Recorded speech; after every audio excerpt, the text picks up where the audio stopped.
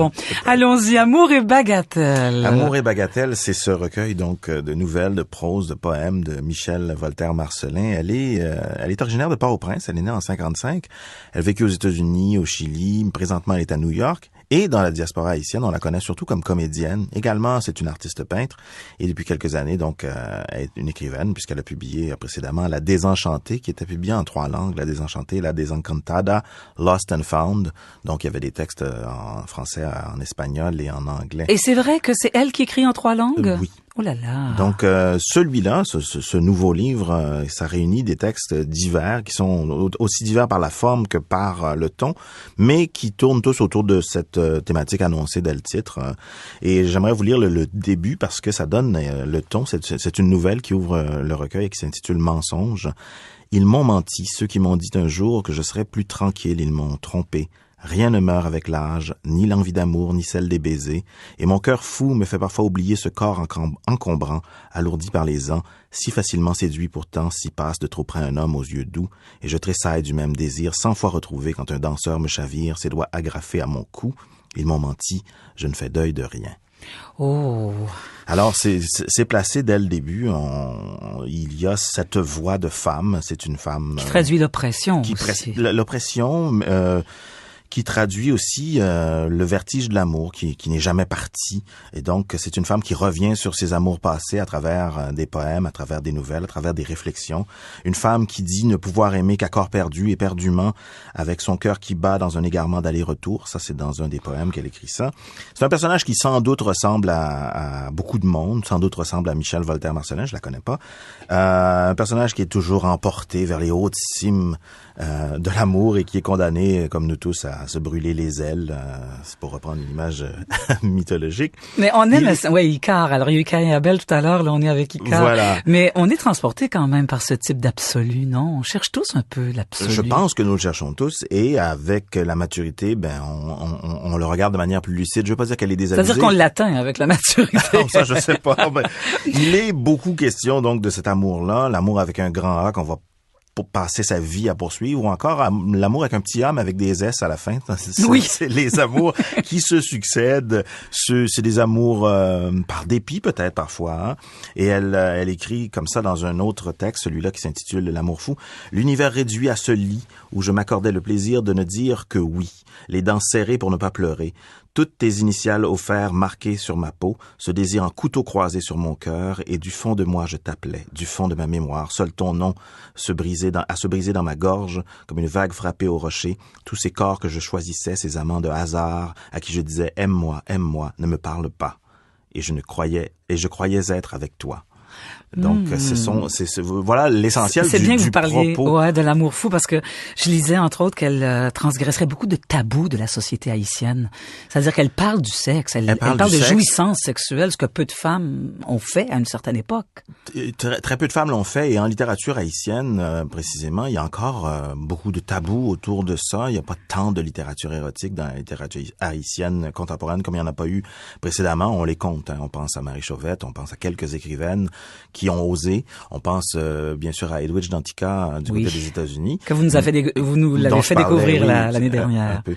Donc c'est au niveau du propos, ça aussi c'est assez audacieux et il se dégage de tous ces textes-là. Il se dégage bien sûr une sorte de nostalgie d'un paradis perdu, cet amour-là qui a déjà passé dans la vie et qui ne reviendra pas. Il y a beaucoup de détresse, je pense, dans cette écriture-là, beaucoup de désamour, le manque, l'absence, la solitude, ce sont des choses qu'elle manie à travers cette écriture-là. Ce sont donc, je l'ai dit, des poèmes, des proses, des nouvelles.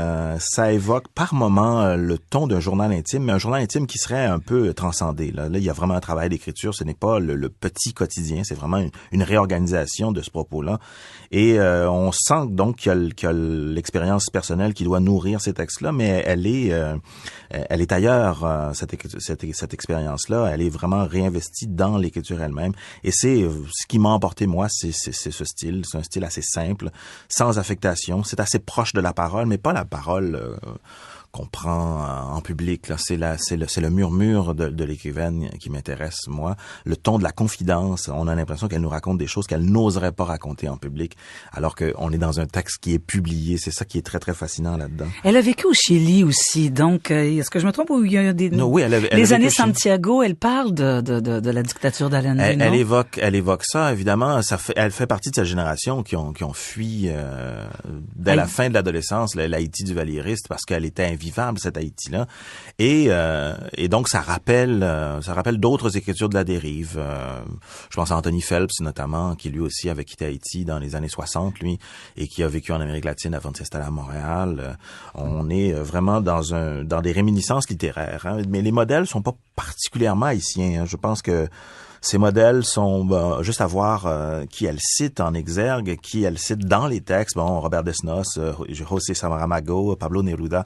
C'est une grande poésie qu'elle prend comme sa référence, et bien sûr on pense aussi à Aragon et Éluard qui traversent le texte. La famille est lourde, hein, mais lourde à porter. Mais en même temps, elle le fait avec une sorte de candeur, avec cette même simplicité qu'on entend dans sa voix. Et je voulais beaucoup parler du dernier texte du recueil, parce que vers la fin du recueil, le ton a changé un peu, c'est un peu plus sombre, sans jamais être lugubre. Et là, il y a une nouvelle qui s'intitule Ma mort, où cette fois c'est une femme dans cette nouvelle-là qui se sait condamnée, elle a 3 mois à vivre, et qui, voyant défiler tous ces gens dans sa maison, se demande laquelle de toutes ces femmes va prendre sa place dans le cœur, dans la vie, dans le lit de son mari. Donc une petite nouvelle très très courte où c'est cynique quand même. C'est cynique, mais cynique, un humour qui est pas, comme je dis, c'est pas lugubre, hein. Et puis la plus longue de ces nouvelles, c'est celle qui clôt le recueil, La vraie vie, et qui ouvre la perspective et qui nous oblige à reconsidérer tout ce qu'on a lu, parce que là on est plongé dans l'Haïti des années 50. On est en 1955, c'est une histoire d'amour. Ce pourrait être ses parents qu'elle nous raconte là. En tout cas, elle parle de ma mère, mon père, mais est-ce que c'est juste la narratrice qui parle? Est-ce qu'encore une fois, c'est l'auteur? C'est assez peu important.